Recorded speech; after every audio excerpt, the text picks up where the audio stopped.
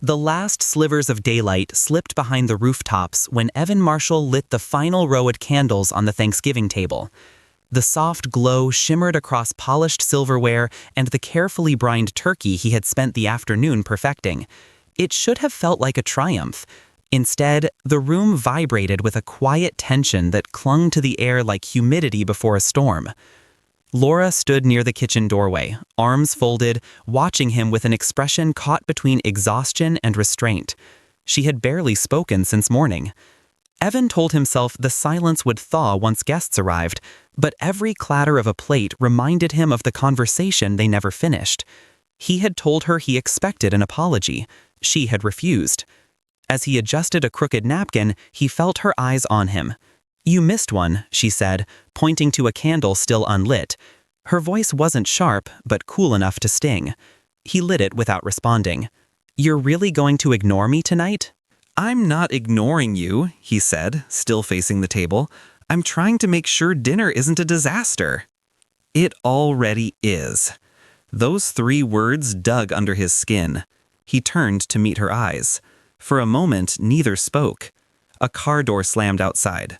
Laura straightened quickly, smoothing her blouse like slipping on a mask. Evan opened the front door for his sister Marissa. She stepped inside with a pie and a cheerful grin that faded as soon as she sensed the stiffness between them. "Everything okay?" she asked. "Perfect," Evan replied, too quickly. Laura walked past them into the kitchen where the gravy simmered. Marissa set the pie down and gave her brother a quiet, knowing look. Evan ignored it. The house filled with the scent of rosemary and the low hum of a holiday playlist Laura had chosen days earlier, back when the thought of Thanksgiving had still made her smile. He watched her across the room as she stirred the potatoes, movements delicate but distant. They looked like a normal couple from afar, but Evan felt a wall between them, tall and unyielding. And every time he tried to speak, he still heard her earlier words, "I'm not apologizing for telling you the truth." More guests trickled in, voices mixed into a warm, chaotic chorus. Coats were hung, wine poured, stories exchanged. The house looked alive, but Evan's chest felt hollow. Laura laughed weakly at one of Jade's jokes, her eyes avoiding his like he was a stranger. He forced himself to greet people, offering drinks, pretending all was fine. But inside, something restless churned. Silence felt like rejection, like disrespect. And no one else noticed the crack running down the middle of their marriage. As dinner grew closer, Evan stood at the edge of the dining room, staring at the table he had worked so hard to perfect. The candles cast long, uneasy shadows across the plates. It should have symbolized unity. Instead, it looked like a stage waiting for a confrontation. Laura's quiet footsteps approached. She didn't touch him or speak. She simply took her seat, eyes lowered. The doorbell rang again, the final wave of guests arriving. But beneath the noise of arriving guests, Evan felt the night around him. He kept remembering how Laura had looked earlier that morning, calm, resolute, almost distant enough to be someone else. It unnerved him. For years, he had been the one controlling the pace of their arguments, deciding when forgiveness happened and when tension broke. Now, she was the one holding the emotional ground, and he hated how powerless it made him feel. The unspoken apology hung between them like smoke, impossible to ignore, yet impossible to escape. Evan inhaled slowly, steadying himself. The dining room buzzed with small talk, clinking glasses, and the soft scrape of chairs, but Evan barely heard any of it.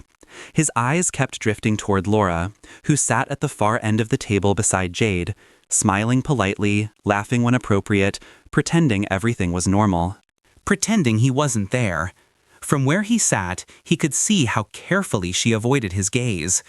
She passed the breadbasket to Marissa without acknowledging his outstretched hand. She thanked Helen for the cranberry sauce, but didn't respond when Evan complimented the mashed potatoes she'd made. The performance was gentle, almost invisible to others, but to him, it was punishing.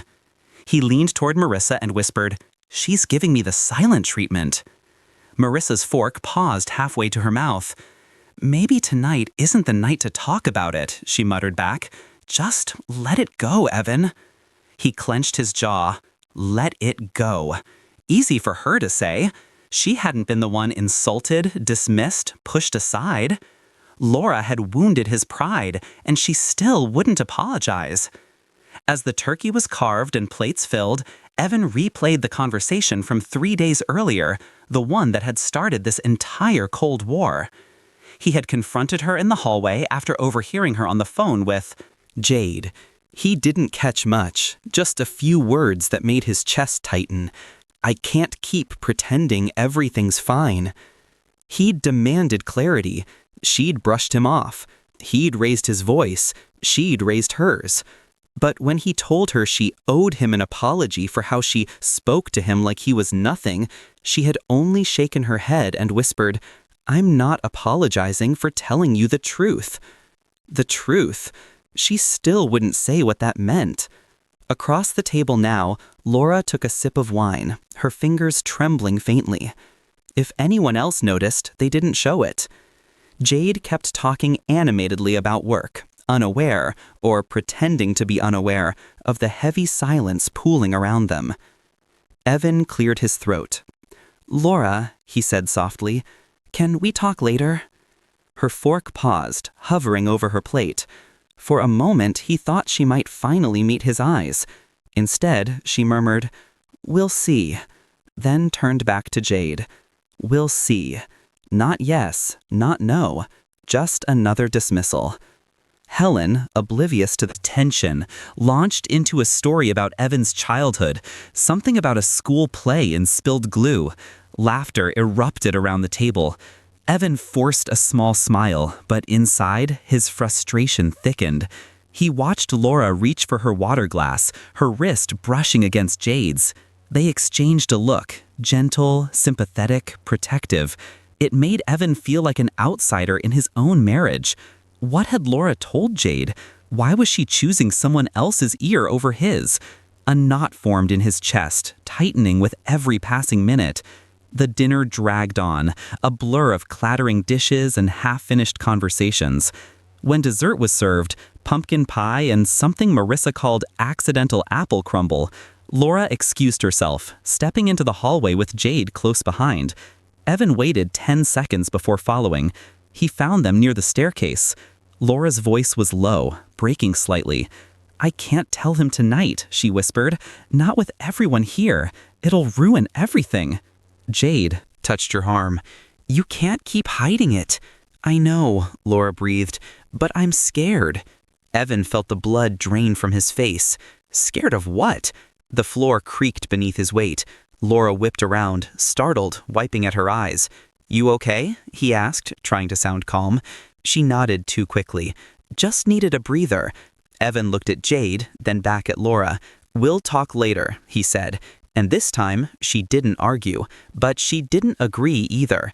As Laura walked back toward the dining room, Evan felt the night shifting, like the moment before a storm breaks open, when the air grows heavy and the sky darkens without warning. Whatever she was hiding, he would find out, and soon. The moment Laura slipped back into the dining room, pretending everything was fine, Evan followed a few steps behind her, his mind swirling with fragments of the whispered conversation he had overheard. "She's scared. She's hiding something." Those words pressed against his ribs like a physical burden. Wait. The guests, blissfully unaware of the storm circulating between the couple, shifted plates and clattered forks as they settled in for dessert. Yet the atmosphere had changed. Not loud, not obvious, but something in the room had tightened, like everyone could feel the tension even if they couldn't name it. Marissa glanced from Evan to Laura with thinly veiled suspicion. Jade returned to her seat, cheeks flushed, eyes red from holding back emotion. Helen kept talking, filling every silence with cheerful anecdotes, but even she began to frown when she noticed the stiff posture of her son. "What's going on?" Marissa whispered to Jade when Laura stepped away to refill her glass. Jade shook her head. "You should ask him," she said, casting a sharp look at Evan. Evan felt it, every glance, every shift in tone. The table had become a silent jury, and he didn't know what crime they thought he'd committed. He forced himself to sit, though the chair suddenly felt too small. "Everything's fine," he muttered. No, it's not, Marissa replied under her breath. You two have been off all night. He didn't answer. He didn't trust himself to. Across the table, Laura listed her wine, but her hand trembled just enough for Jade to reach out and steady her glass. The gesture, innocent as it was, set something hot and sour churning inside Evan. Laura never asked him for support like that. Now she leaned on Jade as though the two shared a secret he wasn't part of. He clenched his jaw, staring at them until he realized Marissa was watching him again. "Evan," she said, "talk to her, but gently, please. Everyone's uncomfortable." "Maybe everyone should mind their own business," he said before he could stop himself. The comment sliced through the room, freezing conversation. Helen blinked at him, startled. Jade narrowed her eyes. A few guests exchanged glances, unsure whether to stay or excuse themselves. Laura set her glass down slowly. "Can we not do this here?" "You said we'd talk later," Evan replied, voice low, trembling with contained frustration. "It's later. It's not the right moment. It never is with you anymore." The tension stretched so tightly, it felt like the house itself might snap under the pressure. Jade pushed her chair back, tone sharp. "She's overwhelmed. Just back off for a minute." "Stay out of it," Evan snapped. Jade stood, the legs of her chair scraping loudly across the floor. "I won't stay out of it if she's upset because of you." "Jade," Laura whispered, reaching for her arm. "Please." But Jade wasn't done. "Maybe she wouldn't be scared to tell you things if you actually listened instead of demanding everything go your way." The word scared hit Evan like a blow. Some guests stared at their plates, others held their breath. The room felt congested with confusion, pity, judgment. Laura rubbed her temples. "Stop, both of you, please." For a moment, no one spoke. Even the music seemed to fade into the background, leaving behind thick, heavy silence. Finally, Helen rose to her feet and clapped her hands together. "All right, everyone, let's reset. Coffee, tea, something to lighten the mood?" Her voice quivered. Her attempt to salvage the dinner only emphasized how broken it had become. People nodded, grateful for the distraction. Chairs scraped, cups were gathered, and the table slowly dissolved into small, uneasy motions. Evan stepped away, gripping the edge of the counter to steady himself. Laura was hiding something. Jade knew it, and now everyone sensed that something monumental was simmering beneath the polite surface. A secret, a truth, a fault line about to split wide open. As he watched Laura disappear into the kitchen with Jade following close behind, Evan felt it. The breaking point wasn't coming. It was already here. The kitchen door swung shut behind Laura, sealing her away from the heavy silence of the dining room. She braced herself against the counter, breathing slowly, trying to steady himself. The tremor in her hands. The scent of rosemary, butter, and cooling turkey clung to the air, but even those familiar Thanksgiving comforts couldn't settle the unease tightening her chest. Jade stepped in after her, closing the door quietly, as if afraid the walls themselves might listen. "You okay?" she whispered. Laura nodded, though the motion was small and unconvincing. "I just needed a minute." Jade moved closer. "He's spiraling, Laura. You saw his face back there." Laura stared down at the gravy ladle in her hands, its stainless steel stained brown and streaked with tension. "I know, and that's exactly why I can't say anything yet." Jade crossed her arms. "He already knows something's wrong. You're not protecting him, you're delaying the inevitable." A pot on the stove bubbled sharply, steam rising like a warning. Laura set the ladle down and rubbed her temples. "If I tell him in front of everyone, it'll explode. And if I tell him alone," she swallowed, "I don't trust what he'll do." Jade's expression softened. "Then you need someone in the room with you. Me, Marissa, anyone. Just don't keep carrying this alone." Laura turned toward the stove, lifting the pot slightly to keep it from boiling over, though her mind was far from the food. He'll say I'm overreacting. He'll twist everything. He always does. It's like every time I confront him with the truth, he rebuilds the story in a way where I'm the villain. Jade stepped closer. What did you hear him telling Marissa earlier? Everyone should mind their own business. That wasn't a comment. That was a warning. Laura closed her eyes. She had heard it too. On the other side of the wall, laughter attempted to restart, brittle and forced. Helen's voice carried the strongest, trying to patch the holes in a night that was already collapsing. But the kitchen felt miles away from the cheer. It was a haven, a confession booth, and a battlefield all at once. Jade lowered her voice. Tell me again exactly what you found. Maybe the way you say it will help you figure out how to tell him. Laura hesitated. Her fingers gripped the edge of the counter until her knuckles whitened. I found the messages. The ones from the coworker. Laura nodded faintly. He deleted most of them, but not all. Flirty comments, late-night conversations. He told her things he never tells me. Things he used to say when we first met. Her voice cracked. And when I confronted him, he acted like I insulted him, like he was the one hurt. Jade exhaled sharply. And he wants you to apologize? A tear escaped down Laura's cheek. Because I made assumptions. Because I didn't trust him. Because I invaded his privacy. He turned it all back on me. Footsteps sounded suddenly in the hall. Heavy, determined. Jade's eyes widened. He's coming. Laura wiped her face quickly. Please, stay calm, don't escalate. The kitchen door creaked open, and Evan stepped inside, his eyes flicking between them, reading the tension, the closeness, the fear. What's going on in here? He asked, voice deceptively steady. Laura swallowed hard. She knew the moment had come. But the apology he wanted and the truth she carried could not coexist much longer. Evan stood framed in the doorway, the kitchen light carving sharp edges across his face. He didn't move at first. He simply watched Laura and Jade, reading too much into the inches between them, into the wetness clinging to Laura's lashes, into the silence that echoed louder than the voices in the dining room. What's going on in here? He asked again, voice tight but controlled.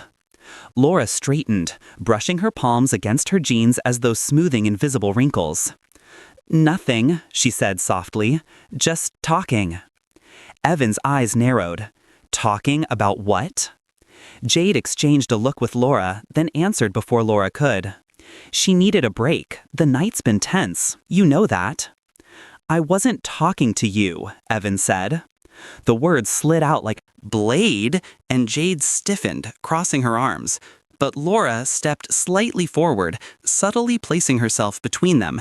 Evan, she said, steadying her voice, let's not do this in front of everyone. Oh, now you care about what everyone sees? He shot back. You had no problem disappearing and whispering behind closed doors. Laura inhaled slowly. Please lower your voice. He didn't. You promised we'd talk, and instead you run off to complain about me to your cousin? What exactly are you telling her, Laura? Jade stepped in. She doesn't owe you an— Jade, please, Laura murmured. Just give us a moment. Jade hesitated, anger flickering in her eyes, but she eventually squeezed Laura's arm and slipped out the back door into the hallway, leaving the kitchen wrapped in a heavier silence. Evan waited until the footsteps faded before speaking. What did she mean, you're scared to tell me? What are you hiding? Laura looked down at the floor, tracing the tile pattern with her eyes as though searching for courage. It's not the right time. It's exactly the right time, he insisted. You keep running. You keep avoiding. For what? To punish me? I'm not trying to punish you, she whispered. Then apologize. The word hit her like a slap. He stepped closer. Say sorry for the way you spoke to me, for accusing me of things you had no right to accuse me of, for turning this entire week into a battlefield. Laura's throat tightened. I can't apologize for feeling hurt. You didn't feel hurt, he snapped. You felt suspicious. You felt controlling. Her eyes finally lifted to meet his. Evan, I found the messages. His breath caught. For a moment he didn't speak, didn't blink. Something dangerous flickered behind his eyes. "We're still on that?" "You told her things you haven't told me in years," Laura said, voice trembling but firm. "You shared parts of yourself you shut me out from. You flirted." "It wasn't flirting," he interrupted. "It was harmless." "It wasn't harmless to me," Evan paced, running a hand through his hair. "And instead of talking to me like an adult, you go through my phone, then sabotage Thanksgiving, then act like you're the victim?" "I didn't sabotage anything," she said. "I'm trying to handle this without making a scene." "Well, congratulations," he hissed, "because you already made one." Laura felt tears gathering, but she refused to let them fall. "I didn't mean for this to blow up tonight." "Then fix it," he said, voice low. "Apologize." She stared at him, feeling her chest tighten until breathing became an effort. "I can't apologize for discovering the truth." Evan's expression fractured, fury and humiliation colliding beneath his skin. The air between them felt electric, charged with resentment that had been building for months. He stepped closer. "If you don't apologize, then what are we even doing?" Laura took a step back, hand brushing the edge of the counter. "We're trying to figure out what's left." The words hit harder than she expected, harder than he could bear. A sound came from the dining room, chairs shifting, voices rising slightly, the nervous hum of guests sensing danger without understanding it. Evan turned toward the noise, jaw clenched. "Everyone thinks I'm the problem. You made sure of that." "I didn't tell them anything," she whispered. "You didn't have to," he said darkly. "They can see it on your face." Laura's pulse raced. She knew, suddenly, that whatever came next wouldn't just be another argument. It would be the moment everything changed. The dining room was still trembling with the aftershocks of the confrontation. Plates remained untouched, forks sat motionless, and the echo of Derek's shattered apology hung over the table like an unwelcome spirit that refused to disperse. No one said it aloud, but every guest felt the same thing. Something more dangerous than anger had slipped into the room. Eva sensed it before anyone else. She had always been finely attuned to Derek's emotional undercurrents, able to feel the shifts in him the way one senses a storm building through changes in the air pressure. As the group slowly dispersed from the table, she stayed behind, watching him gather the fallen napkins with forced calm. His hands were steady, but his jaw was clenched tight enough to reveal the muscle twitching beneath the skin. "You shouldn't have spoken to her like that," Eva said quietly, her voice meant for him alone. Derek didn't look up. "I apologized." "You shattered the apology," she replied, "just like the glass." This time he paused, lifting his eyes to hers. There was no softness there, only a tight defensive glint that felt new, or maybe simply newly exposed. "People push. I push back." He didn't wait for her response. He walked out, leaving Eva staring after him with a hollow ache expanding in her chest. There had been a time, not long ago, when Derek's pushback came wrapped in charm, wit, or self-deprecation. Now it came wrapped in something sharper, something that left marks. In the living room, the guests tried their best to restore the atmosphere, though each failed in their own subtle ways. Marcy kept stirring her drink, even though the ice had already melted. Lucas checked the front door lock twice. Nina, normally quick with observations, sat hunched forward, her eyes drifting between the hallway and her phone screen, as if waiting for a message that might save her from acknowledging the tension. "Is he always like this?" Marcy finally whispered. Eva had entered the room just in time to hear the question. For a heartbeat, the group froze, unsure whether she would defend Derek or join their silent judgment. She took a slow breath. "No," she said. "At least, he didn't used to be." Lucas frowned. What changed? Eva hesitated. The truth was, she didn't know. Or perhaps she did, and simply didn't want to look at it too closely. Derek had been under pressure, yes. Work, finances, family, expectations. But plenty of people carried heavy loads without letting them warp their tenderness. What frightened her was the realization that his transformation didn't feel sudden. It felt like a reveal. "He's been different these last few months," she said. "Protective, possessive. Sometimes he swings from affectionate to cold in seconds." Nina raised her head. "Carnivorous," she murmured. Everyone turned to her. "It's like his love eats everything around it," she said. "Attention, time, space, even the way you think. It's love, but it consumes." Eva swallowed. The words settled heavily between them, disturbingly accurate. She didn't want to speak ill of him, not out of fear, but out of loyalty to the man she believed he could still be. And yet, a part of her, buried but not entirely silent, whispered that loyalty wasn't always noble. Sometimes it was simply the first step toward being devoured. Later that night, while the guests lingered in small pockets of wary conversation, Eva found Derek outside on the back porch. He stood at the railing, staring at the dark trees beyond the yard, as if expecting something to emerge from them. "You left everyone worried," she said. He didn't turn. "They can leave." "That's not the point." "Well, maybe it should be." The sharpness in his tone startled her. This wasn't him. Or rather, it was a version of him she didn't want to admit existed. She approached slowly. "Derek, you're scaring people." This time he did turn. His expression was calm, but it was the kind of calm that made her breath catch. "Good," he said quietly. "Maybe then they'll understand not to interfere." Eva's heart thudded hard, not because of the words themselves, but because of the unsettling ease with which he spoke them. Love wasn't supposed to feel territorial. It wasn't supposed to feel like a trap with velvet walls. She stepped back, and he noticed. A faint smile curved his mouth. "Don't worry, Eva, I wouldn't hurt you." But for the first time since she met him, she wasn't sure she believed that. Behind them, the sliding door opened, and Lucas's voice called out, breaking the tension. "Eva, we need you inside for a moment." Derek's eyes stayed on her, unreadable. Eva turned toward the door, her pulse racing, knowing the moment she crossed that threshold, the night would shift again into something she wasn't ready for, but that was already coming. And none of them realized that the worst secret of the evening was still waiting to be uncovered in the room they had just re-entered.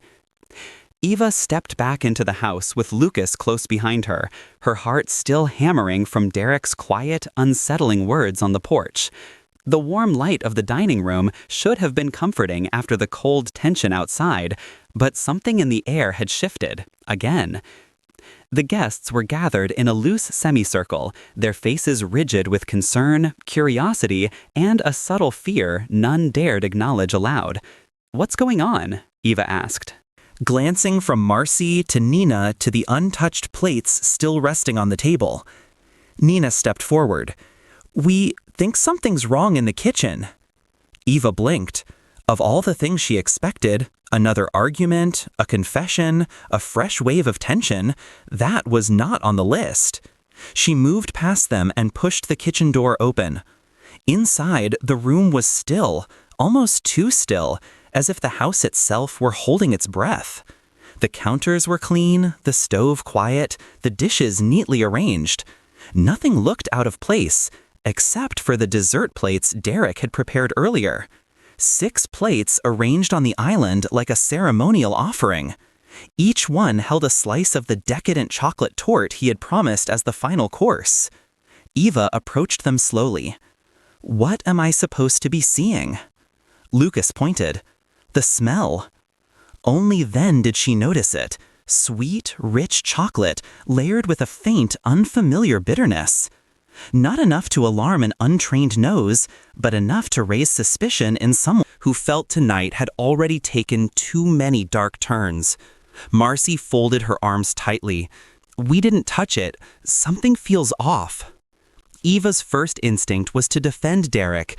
He was meticulous in the kitchen, almost obsessive about quality and control. He wouldn't serve anything questionable, not to guests, not to her. But the Derek she thought she knew had been slipping through her fingers all night. She picked up one of the dessert plates and examined it.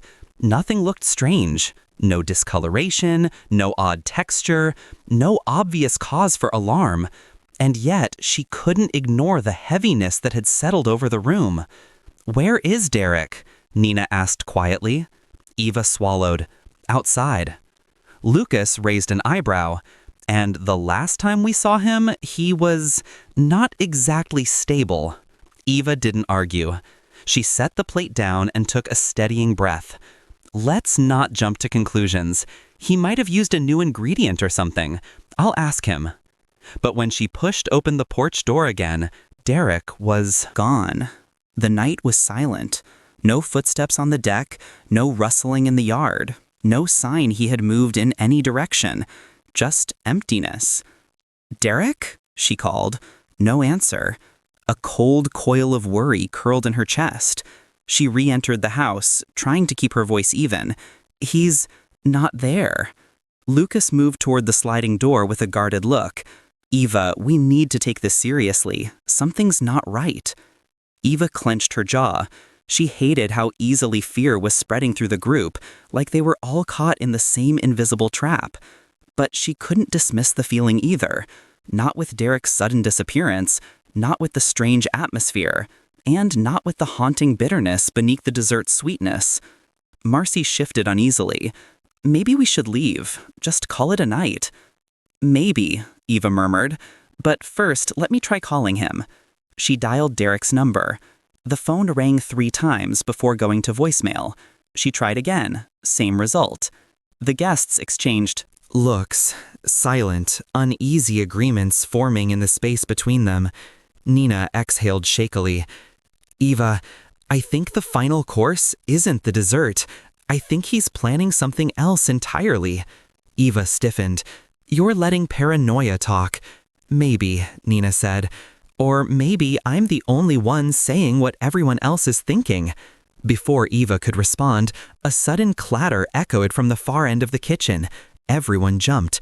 The sound was sharp, metallic, unmistakably intentional. Lucas moved forward cautiously. "What was that?" Eva didn't answer. Her breath hitched as she stared toward the pantry door, now slightly ajar. It hadn't been open a few moments ago. Something, or someone, had shifted in the shadows of her own home. Marcy whispered, "Eva, please tell me that was just the house settling." Eva stepped toward the pantry, pulse racing, each footstep feeling like a step toward an irreversible truth. She reached out and touched the edge of the door. "Everyone stay behind me," she said. Though her voice trembled, she pulled the pantry door open, and the moment she saw what was inside, her blood turned to ice, because the truth staring back at her was not the final course they had expected. It was only the beginning. The pantry light flickered once, then steadied, casting a pale glow over the cramped space. Eva's trembling eyes scanned the shelves. Rows of canned vegetables, neatly arranged spices, bags of flour, containers of sugar. All normal, but the floor was not. There, lying on its side as if dropped in haste, was Derek's phone, the same phone he had refused to answer. Eva crouched, her pulse hammering in her ears. The device vibrated with a single unread notification, 13 minutes ago. 13 minutes since the silence began. 13 minutes since the entire house shifted into something unrecognizable. Behind her, Marcy whispered, "Why would he leave his phone there?" Eva didn't answer. She lifted the phone, her fingers cold, and tapped the screen. A recording was still open. A voice memo, time-stamped exactly 13 minutes earlier. Lucas stepped closer. "Eva, don't play that." But Eva already had. The kitchen filled with Derek's voice, strained, shaking, laced with something between regret and rage. "I tried. God knows I tried. But she won't say it. She won't take it back." Eva swallowed hard, her vision blurred. Derek's voice continued. "If she won't apologize, then this house needs to understand what silence really costs." Nina clamped a hand over her mouth. "Oh my God." The recording ended abruptly with a thud, then static. Eva closed the phone as if it burned her. She forced herself to stand, though her knees felt weightless. He's not going to hurt anyone. He's just spiraling. He does this when he feels cornered." Lucas shook his head. "Eva, that didn't sound like cornered. That sounded like someone about to do something irreversible." The house answered with a sudden, deep creak that silenced them all. Sound rolled through the hallway like a warning, like footsteps from nowhere. Eva forced herself to move. "We need to split up and find him. He's probably hiding somewhere in the house, just thinking." "No," Lucas said firmly. "We stay together. No one goes off alone." But the tension inside the group was rising fast. The air felt thick, heavy, charged with fear and the memory of Derek's words. Marcy clutched her scarf. "We should call the police." Eva flinched at the idea. "No, if we call them and they storm in here, Derek will shatter. He hates being humiliated. We need to calm him down first." Nina stepped closer, lowering her voice. "Eva, listen to me. This isn't humiliation. This is danger." Eva opened her mouth to respond, but another sound cut through the house. This time sharper, unmistakable, glass, shattering, somewhere in the dining room. Lucas turned instantly. "Everyone behind me." He led the way with cautious steps, the others following tightly. The hallway stretched. Before them like a tunnel they couldn't escape, every shadow feeling deliberate, every breath echoing too loudly. When they reached the dining room doorway, they froze. The window had been cracked open. Cold night air drifted in. The dessert plates were still on the table, untouched, except now there was something beside them, a single carving knife, placed perfectly straight, its blade reflecting the dim light like a promise. Eva felt her throat tighten. "He's trying to tell us something," Nina whispered. "Yeah, that he's watching us." Lucas scanned the room. "He can't have gone far. We heard the glass break only seconds ago." But Eva wasn't looking at the window. She was staring at the reflection in the knife, warped, distorted, but unmistakably present. Someone was standing behind them. She turned slowly, and what she saw didn't just answer the question of where Derek had gone. It opened a door to a far darker truth waiting in the next room. The moment Eva spun around, expecting Derek's shadow behind them, she found only emptiness. An empty hallway, still and silent. But someone had been there. She felt it in her bones. The tension snapped like a wire pulled too tight. Nina grabbed her arm. "We need to get out of this house, now." But Lucas was already stepping toward the living room. "No, if Derek is watching us, running will only make him unpredictable. We need clarity, answers."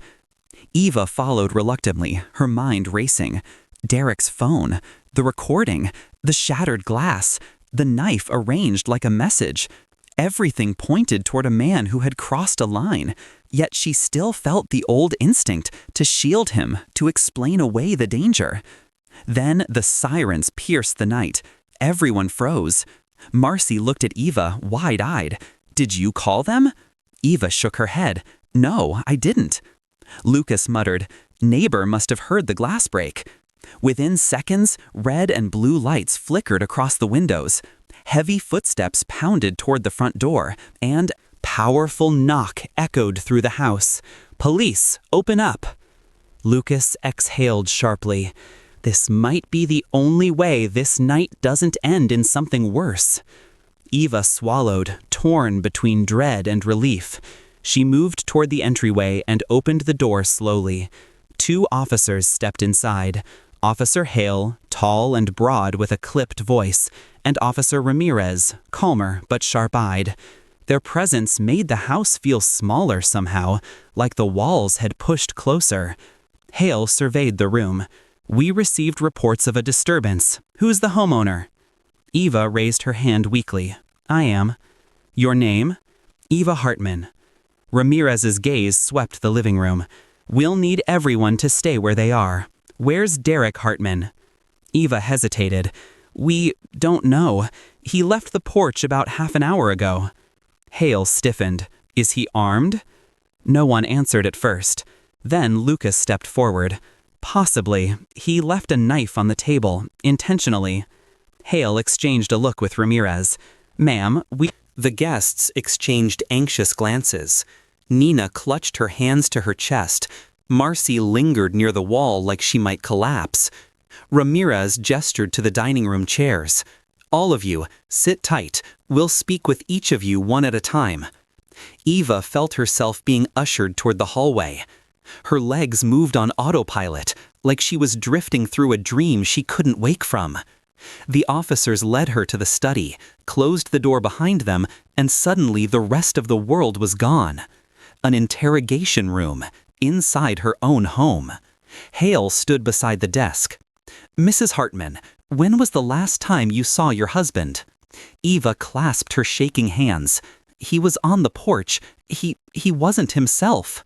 Can you explain? Eva inhaled unevenly. He asked for an apology. He said he needed it to move on from an argument we had earlier. But when I didn't give it, She trailed off. Ramirez leaned in slightly. He what? He started unraveling, talking about respect, control, what he deserved. I thought it was just another emotional spiral. Hale scribbled on his notepad. Has he ever threatened you before? Eva's pulse stuttered. Not directly, but tonight he said something about this house needing to understand the cost of silence. Ramirez exchanged a slow glance with Hale. Mrs. Hartman, did you feel you or your guests were in danger at any point? Eva's throat tightened. Images flashed. Derek's phone abandoned in the pantry, the distorted reflection in the knife, the shadows that moved when no one should have. She forced herself to nod. Yes, I think he's planning something. Silence hung heavy. Hale closed his notebook.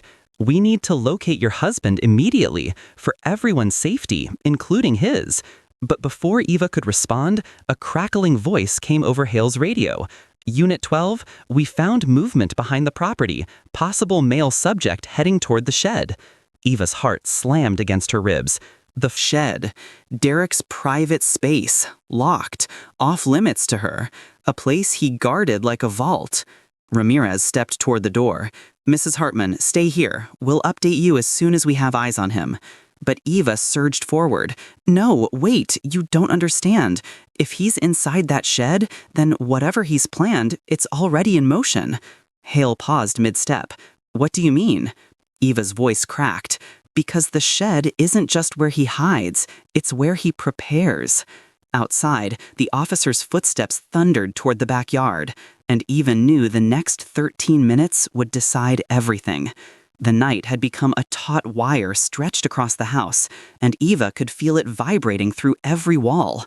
The officers had moved cautiously toward the shed, radios crackling with updates, but the rest of the group was left in the living room, trapped in a mixture of fear and anticipation. Marcy fidgeted with the edge of her scarf. Nina clutched her hands tightly, and Eva felt the weight of responsibility pressing down, like she could hold the tension together or watch it snap entirely. It was Jade who finally spoke. I need to tell you all something, she said, her voice low but steady, cutting through the uneasy silence. Everyone turned toward her, sensing that the revelation carried more gravity than any normal disclosure could. Even Eva's attention sharpened. She could feel the edges of her pulse lengthen, as though preparing for impact. What is it? Eva asked, though the answer was already dawning on her. Jade hesitated. She glanced at the floor, then at the tense faces around her. I know why Derek snapped tonight, or at least part of it. Nina leaned forward, eyes wide. What do you mean? Jade swallowed, steadying herself. It's about the messages Laura found. They weren't just harmless flirting. There was someone else. The words landed like stones in the room. Marcy's hand flew to her mouth. Eva felt her stomach tighten. Someone else? Jade nodded. Slowly. Yes, a woman from his work. Laura found more than texts. She saw the emotional messages he'd written her. Derek, he was investing in someone outside the marriage, emotionally. The room went silent, heavier than it had been before. Eva tried to process it, each detail snapping into focus. The phone in the pantry, the knife, the shattered glass. They were pieces of a larger puzzle, one that explained the intensity, the obsession, and the danger looming over them. "You mean he was cheating?" Nina whispered, almost afraid to speak the word aloud. "Not just physically," Jade clarified, shaking her head. "Emotionally.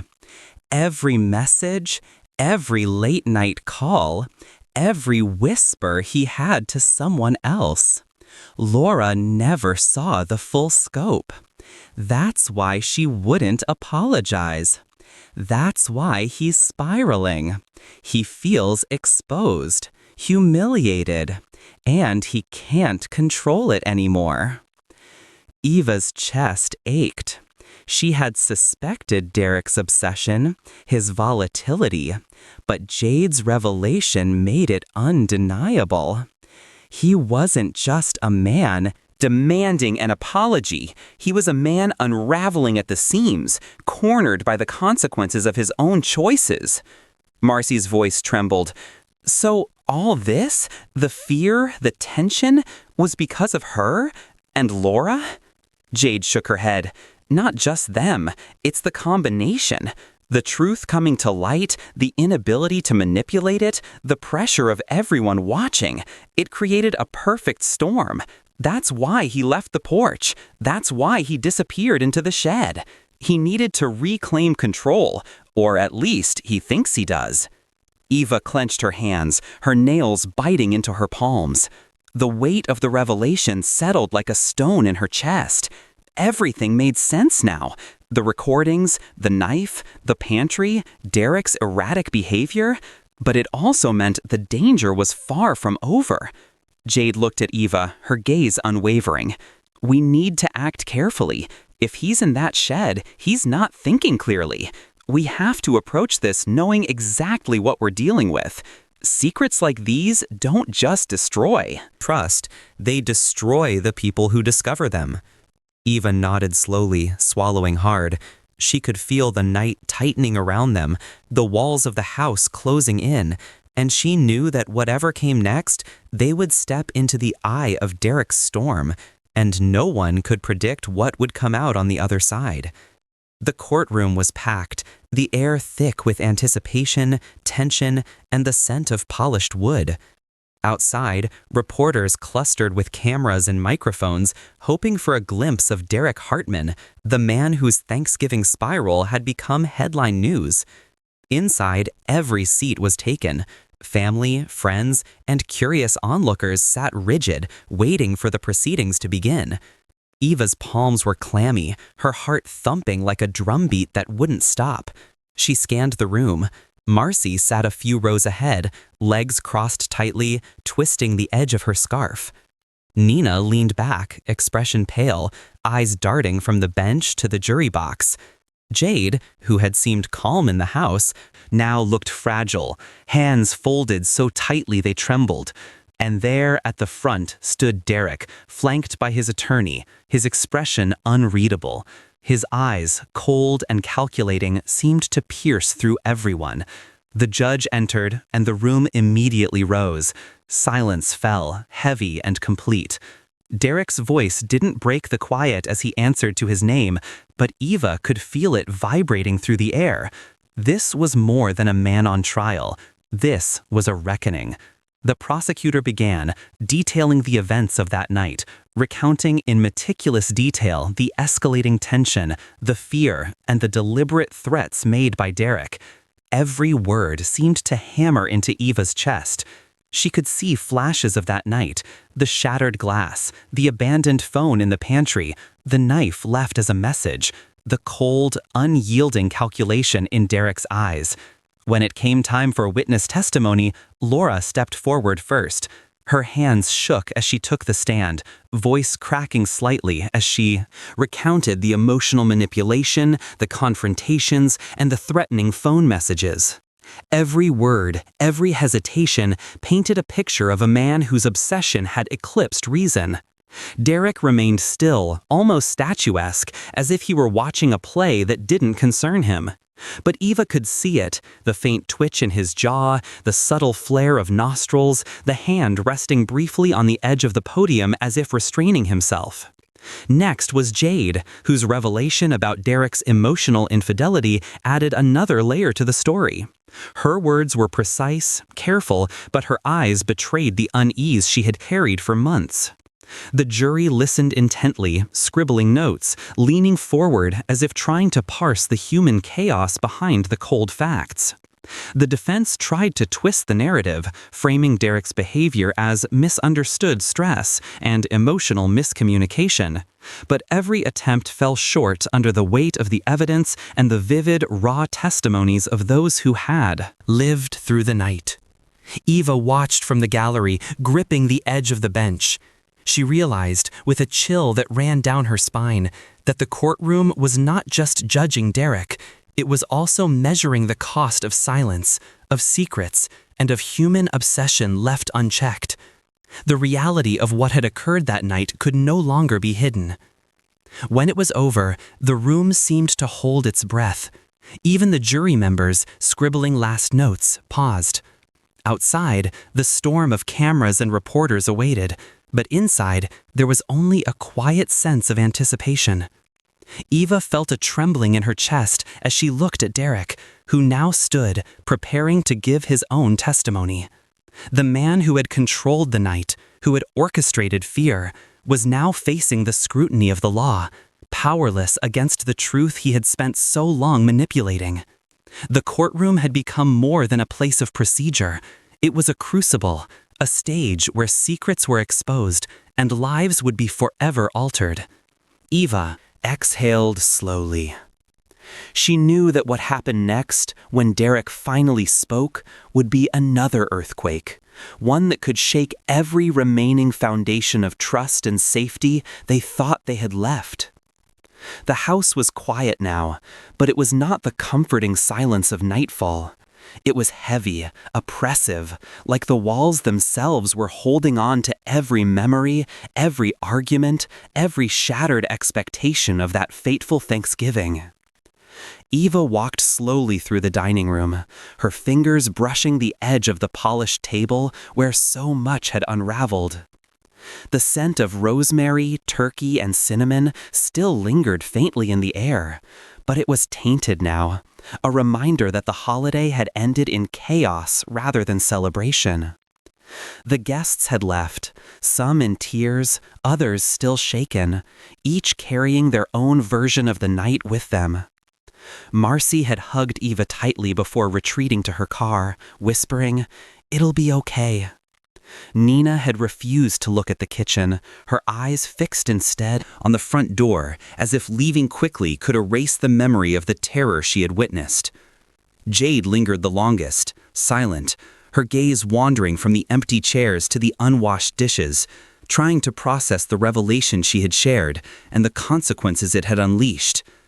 Eva sank into a chair at the head of the table, staring at the remnants of the meal. The mashed potatoes, once creamy and inviting, were now cold, hardened into shapes they were never meant to hold.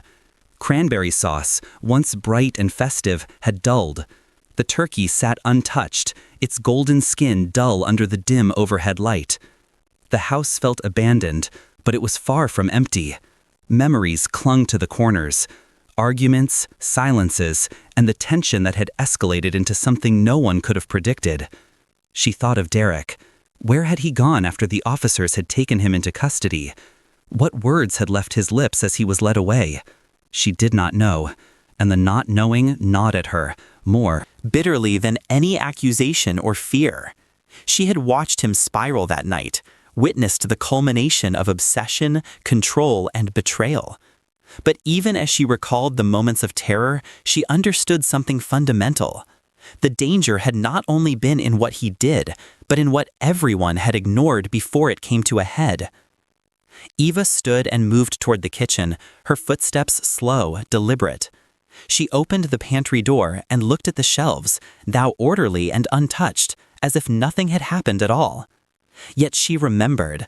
The phone abandoned, the knife placed with careful intent, the messages that had started it all. Everything had been there, waiting, until silence became the spark that lit the fire. Jade stepped into the kitchen behind her. "It's over, isn't it?" she asked softly, voice barely above a whisper. Eva hesitated. "Over, maybe, but the echoes, the fear, it doesn't leave immediately. It lingers, in corners, in shadows, in memories of what could have happened." Jade nodded. "It's like the house itself remembers." They stood in silence, listening to the faint hum of the refrigerator, the subtle creaks of the floorboards, the wind brushing against the windows. For the first time that night, Eva allowed herself to breathe, fully, knowing that the immediate danger had passed. Yet she also knew that Thanksgiving would never be the same. Not for them, not for Derek, and not for anyone who had been caught in the unfolding of that storm. Eva turned back toward the dining room, surveying the room with a mixture of sorrow and clarity. What remained was more than dishes and leftovers. It was truth. A brutal, unavoidable truth that demanded acknowledgement, reflection, and change. Secrets had been revealed, lies exposed, and while the house itself might return to calm, the people inside would carry the weight of that night for years to come. She finally sat down, pressing her hands to her lap, letting the stillness fill her. Outside, the wind rustled the leaves. Trees, carrying with it the echoes of a night when everything, trust, love, and safety, had been tested and fractured. But within the fracture, Eva realized something else, the possibility of rebuilding, slowly, carefully, one step at a time. Thanksgiving had ended, chaos had been survived, and though the house still remembered, they were left with what remained, the truth, raw and unflinching, as a guide for the days to follow. Whatever came next wouldn't be simple.